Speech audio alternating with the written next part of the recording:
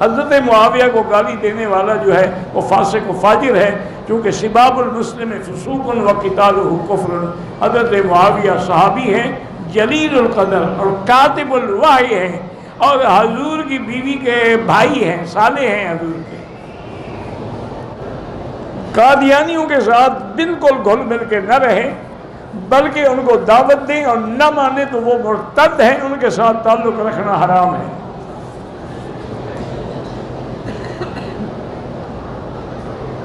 کچھ لوگ حلقے میں آدھے بال چھوڑ، بہرحال عمرہ تو ہو جائے گا آدھے سر سے بھی، لیکن سارے سر کے بال کاٹنے چاہیے۔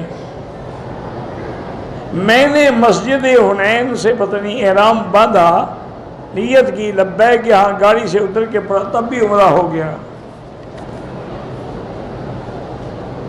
غار ہیرا اور غار ثور میں حضور سے پہلے بھی کوئی نبی گئے تھے، حضور سے پہلے یہاں کوئی نبی آیا ہی نہیں، تو غار ہیرا میں کیسے گئے؟